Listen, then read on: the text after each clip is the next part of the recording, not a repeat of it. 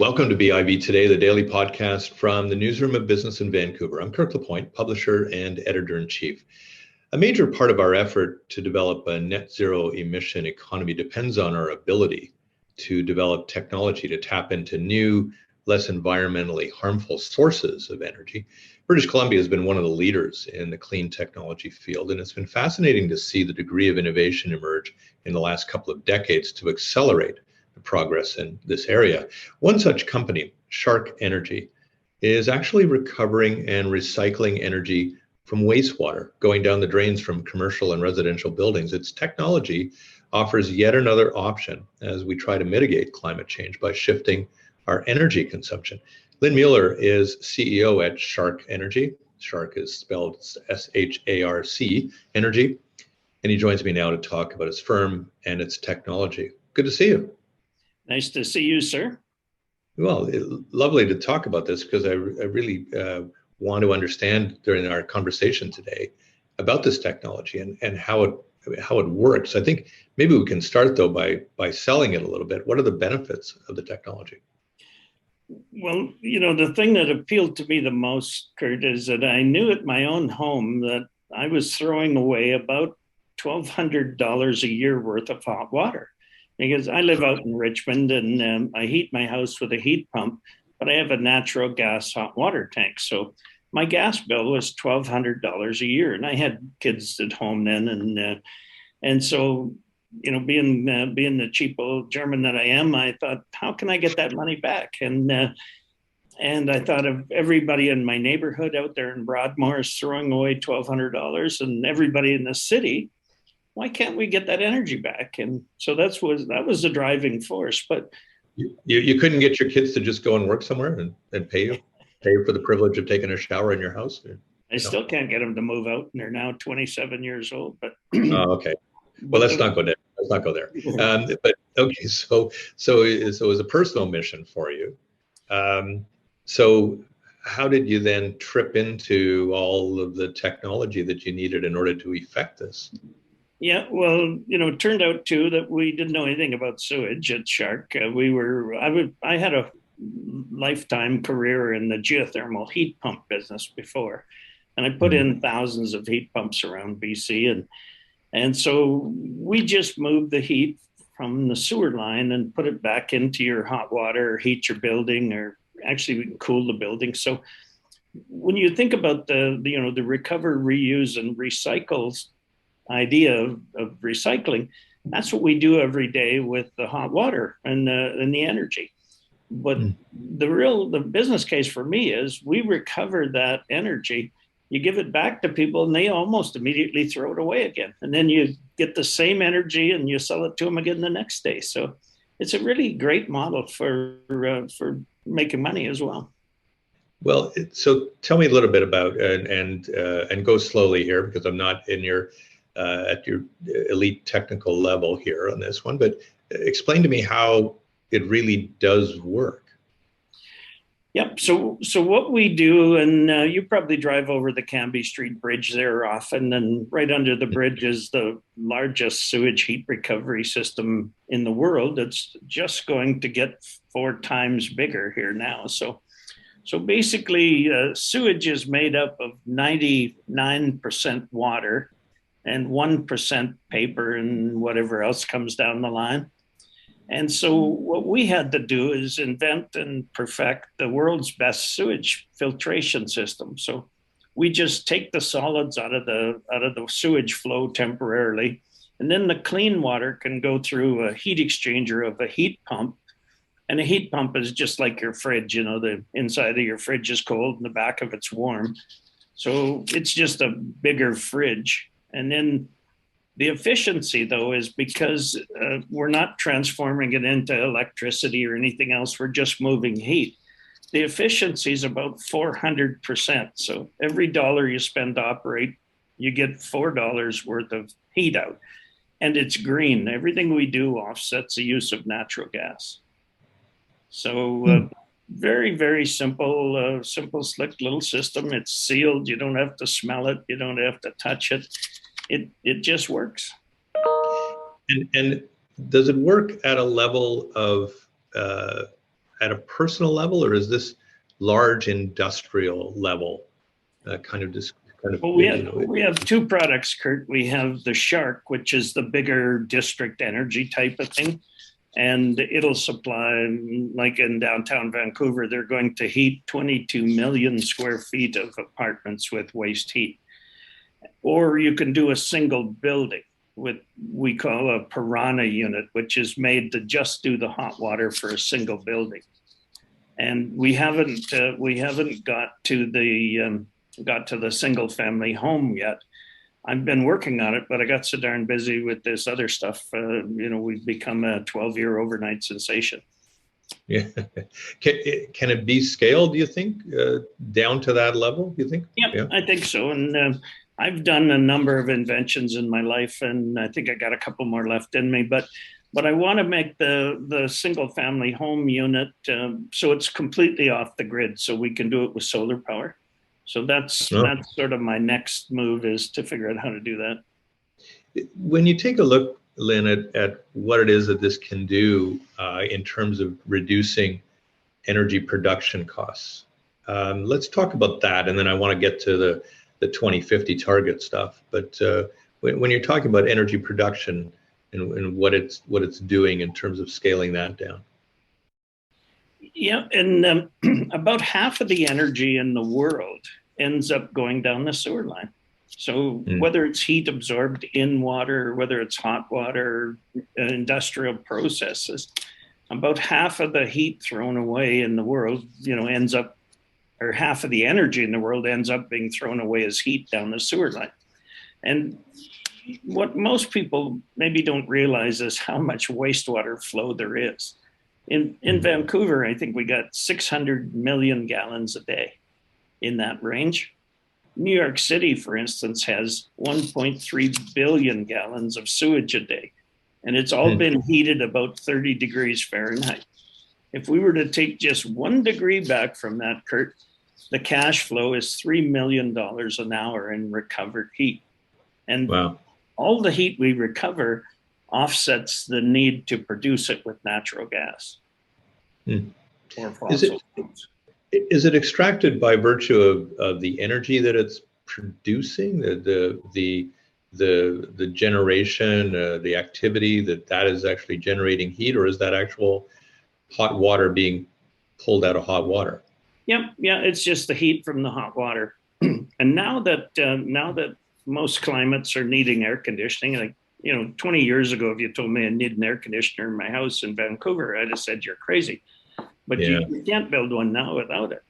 So we can actually, in the summer, when we want to get rid of heat, we just dump heat into the sewer line. In the winter, when we need heat, we just take it out. So it's a heat pump is really like your fridge. And so I always use, I'm a tradesman and a working guy. So I pick up a 6-pack of warm beer every night, take it home, put it in the fridge, and a couple hours later, the beer's cold and the back of the fridge is warm. And that's really how it works. And I don't drink a half-pack a night or anything like that. Yeah, I was going to ask you about that. But that's a good reason why your children are still living at home with you, if you are. Let's talk a bit about the larger picture here, Lynn, because obviously your technology is now quite a bit in demand and all that. But when you're talking about Canada trying to meet some pretty ambitious targets, 2030, 2040, 2050, and all of this,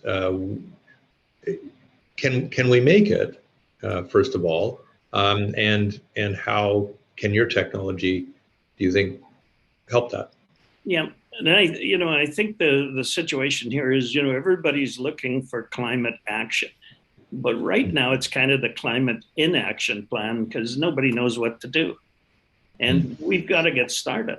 And the good thing about our technology is you can do one building at a time and be super efficient. And we're just commissioning a system in East Vancouver at a building called Ella, and it's 45 apartments, and they'll be carbon neutral. And they produce no carbon in the building, and we can do that on every building. And there's such great technologies out there, not just ours, but there's air source heat pumps that are really good. There's There's, hydrogen's coming, and, there's all kinds of things coming, but we're what you can do right now. And I'll guarantee you that there's nothing more efficient coming along. Like, to continually recycle the same energy, to me, is really attractive.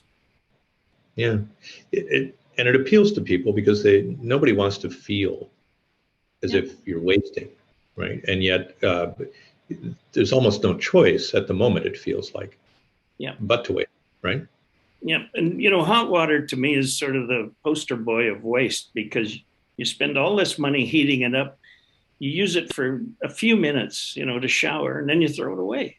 But we get it back and you use the same heat. So utilities like it because they can recover it.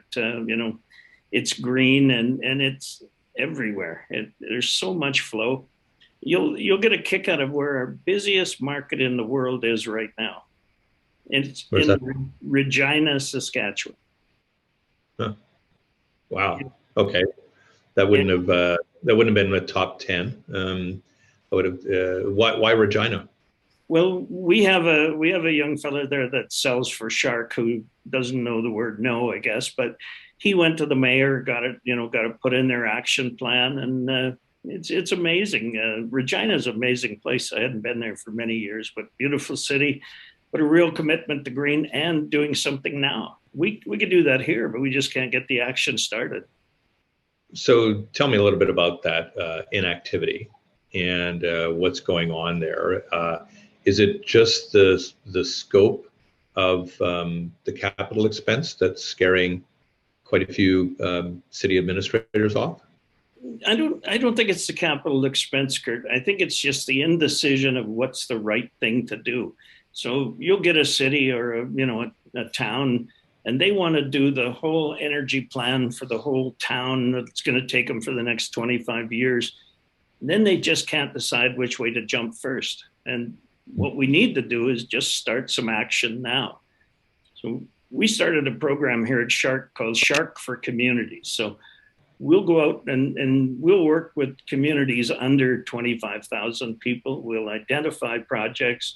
We'll help them get the funding. We'll help them do the engineering. We'll help them do the installation. So I've got 3 little granddaughters that, my 7-year-old granddaughter worries about what the world's going to be like. And sure.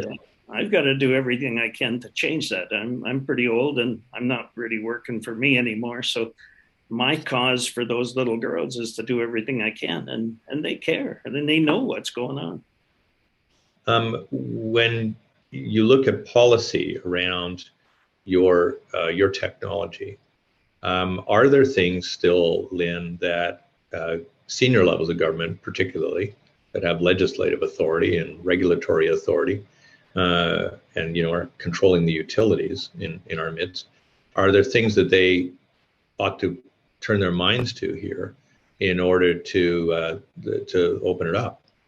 Absolutely, Kurt. It seems like politicians like the most obscure things that are less likely to happen to get behind. So we have a local MP here in Port Coquitlam, and he had a conversation with me, and he said, Lynn, really, how much can a little bit of sewage affect climate change? And we're only doing like 22 million square feet in downtown Vancouver. We have a building in Washington, D.C., where the head of the House Appropriations Committee on Energy, Water, and Climate Change went to visit, came out and gave the press a statement. She'd never seen a system that can have the effect that SHARC can on global climate change. And our local government goes, what good are you? What effect can you have? So I'm a little angry with the support the government gives us, which is zero. So I told you got a very Canadian story, though, don't you think? Oh, we're local. Not appreciated at home, but really appreciated abroad. We're proudly Canadian. We keep battling through it. We export just about everything we build, and we get a kick in the butt for it. But it's an interesting situation because in the U.S., I was in Dallas last week, and we're treated like heroes for what we're doing. Here we get ignored. So, is there a dollar figure that you ever put on these things of what like what it really means to a community's bottom line, for instance? Yeah, and so if you looked at the price of carbon now is about $50 a ton. So if you just did the rec center with one of our smaller units, it gives you a revenue from the carbon credits of about $10,000 a year, and the energy savings of 75% on the energy. So it makes sense environmentally, makes sense economically, and it's as benign as you can get. Like it doesn't affect anything. And Yeah. you don't have to smell it, and it's a good deal for everybody. I probably could have asked you this a lot earlier in our interview, but when you bring this technology to people, Lynn, do people usually come up with a question like, well, what's the catch? Absolutely. Why? It's too easy. But It does. That's not too easy. The funny thing is, when I used to sell geothermal heat pumps, I had to explain every part of the system to them, from how the refrigeration works to how you move the heat. When I talk about taking heat out of the sewer line, it's almost universal. People go, I always thought there's a lot of heat in there. And they never even, it deprives me of telling them how smart I am. So they don't care. It's fantastic. And I was in Yeah. the head office of the Dallas Cowboys. They own one of the largest energy companies in the U.S. and they love this. Like, they're going, yeah, why not? So. Yeah. But we're going to fight through it, because I am a proud Canadian. We're going to make this work. Yeah. Well, look, it's a great conversation. You've got such an interesting company, and we've written about it quite a few times at BIB, and you are one of the great, I think, largely untold Canadian success stories in all of this.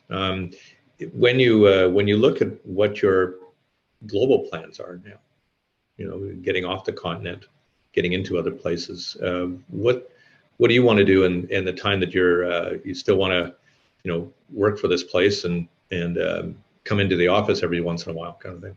Well, my retirement plan, Kurt, is to die on the way to work one day in my car, hopefully without hitting anybody. But yeah, please. Yeah, that sounds a little grim.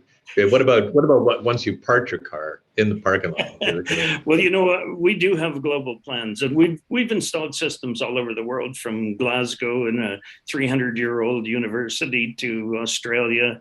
And I want to get over into Europe, see if I can take some of the bite out of Putin's natural gas supply.